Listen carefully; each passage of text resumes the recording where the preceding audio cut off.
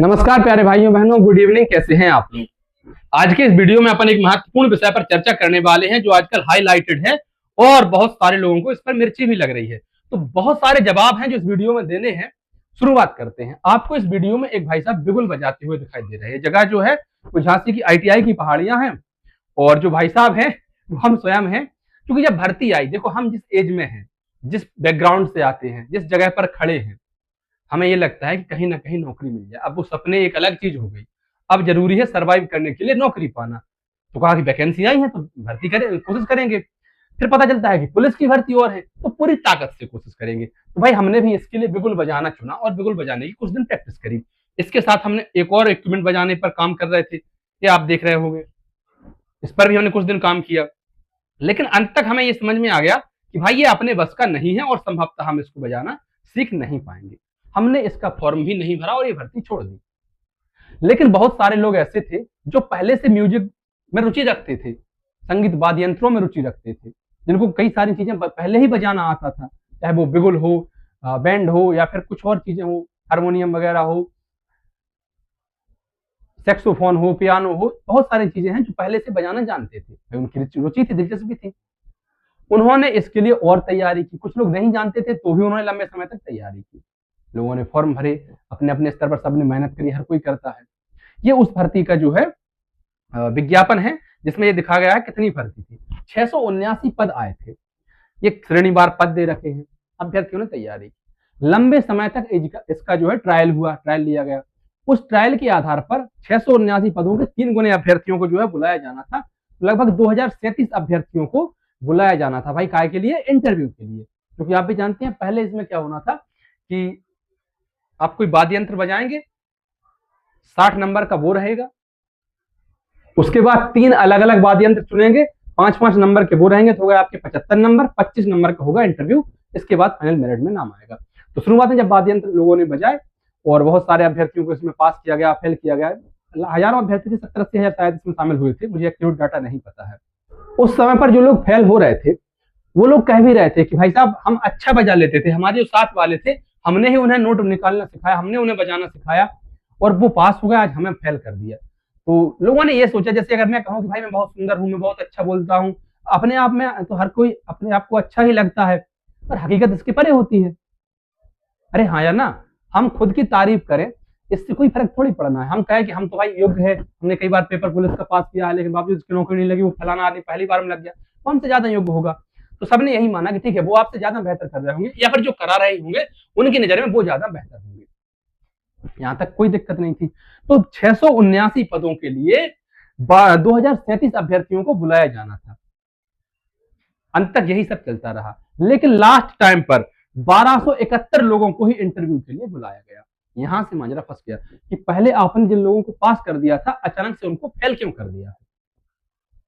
अब जब धुआं निकला तो आग लगी होगी तो इसकी जांच भी हुई। और दैनिक भास्कर अखबार की कुछ दिन पहले की रिपोर्ट है। जब मैं वृंदावन में था, मैंने वहीं के होटल के कमरे से इस पर वीडियो रिकॉर्ड करके आपको बताया था। आप इसमें पढ़ सकते हैं। मध्य प्रदेश पुलिस बैंड की भर्ती प्रक्रिया में भ्रष्टाचार, कोड वर्ड में पैसे की डील करते दिखे बैंड स्कूल के प्रभारी और चयन समिति के सदस्य इंस्पेक्टर।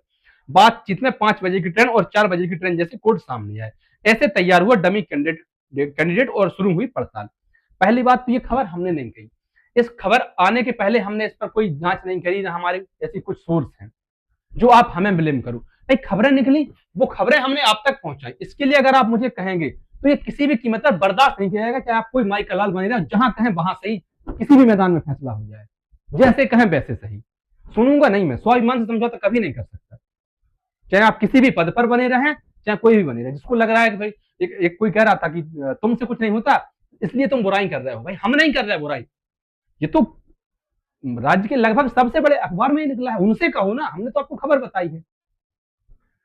इसी भर्ती में बहुत सारे अभ्यर्थी ऐसे भी होंगे जो 1271 पास हुए हैं, जिनको प्रॉपर्ली बजाना आता होगा।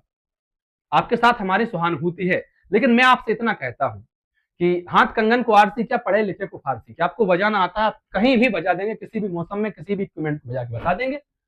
ऐसा नहीं कि बिगुल आपका खुद का हो आप तभी बजा पाएंगे, आप कोई भी बजा देंगे अगर आपके पास हुनर है। लेकिन अगर आपकी साथ ही कुछ ऐसे लोग आ जाएं जो दूसरों का हक मार रहे हो, पैसे से आ जाएं, तो फिर वो तो न्याय संगत बात नहीं है ना। इसके लिए हमें बोलना पड़ेगा। जब बोला तो कुछ लोगों को बुरा लगा, फिर उनसे मैंने कह दिया कि भाई जैसे कहो वैसे सही। लोग कहते हैं कि आप धैर्य रखा करो, क्षमा सूखती उस भुजंग को जिसके पास गरल हुई, सब हमें आता है, लेकिन एक लिमिट से ज्यादा नहीं। अब इस पर आगे क्या हुआ भाई साहब, आज ही की खबर है, डीजीपी व एडीजीपी से 4 सप्ताह में मांगा जवाब। आप हमसे कह सकते थे, अब माननीय उच्च न्यायालय से आप कह के बताइए कि तुमको कुछ नहीं आता है इसलिए तुमने भर्ती पर रोक लगा दी, इसलिए तुमको भर्ती से दिक्कत हो रही थी, तुम में हिम्मत है तो कह के बताओ। और सबसे ज्यादा चुनौना उस आदमी को काट रहे हैं जिसका इसमें पैसा फंसा हुआ है, जिसने पैसा कमाया हुआ है, सिर्फ उसी को दस्त लग रहा है, उसी को चुनौना काट रहे हैं। इसकी मां की पढ़िए पूरी खबर को। पुलिस बैंड आरक्षक भर्ती पर उच्च न्यायालय सख्त, भर्ती का पूरा रिकॉर्ड मंगवाया। अच्छी अच्छों के गांव थोड़ी खुल जाने। अब समझ में आएगा, न्यायालय का डंडा पड़ता है ना, किसी की कोई औकात नहीं है कि बात कर जाए। मतलब यार हमने क्या किया क्या है, हम तो जो खबर आई वो आपको बताई, उस पर अगर तुम्हें दिक्कत है तो फिर तुम ही चोर हो, तुम्हारी ढंग से जांच होनी चाहिए। फिर कहता हूं कि जहां कहो वहां सही, अगर मुझसे बदतमीजी की तो छोड़ूंगा नहीं।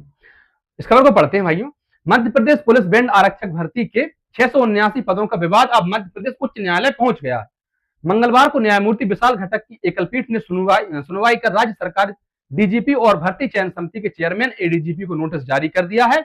मामले पर याचिकाकर्ता रंजीत सिंह ठाकुर और पवन पुट्टा की ओर से अधिवक्ता दिनेश सिंह चौहान ने बताया कि भर्ती के नियमों के अनुसार 679 पदों की 3 गुना यानी 2037 अभ्यर्थियों को इंटरव्यू के लिए बुलाया जाना था, लेकिन विभाग ने 1271 अभ्यर्थियों को ही बुलाया। इस पर उच्च न्यायालय ने भर्ती से जुड़ा पूरा रिकॉर्ड मांगते हुए जवाब के लिए 4 सप्ताह का समय मांगा है। भाई अगर भर्ती में किसी प्रकार की धांधली या गड़बड़ी नहीं हुई होगी तो सब कुछ सामने आ जाएगा। अगर हुई होगी, मतलब नहीं हुई है तो क्यों डर रहे तुम, अगर हुई होगी तो वो भी सब कुछ सामने आ जाएगा।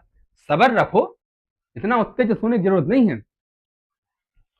पुलिस विभाग ने बैंड आरक्षक के 679 पदों के लिए भर्ती प्रक्रिया शुरू की थी।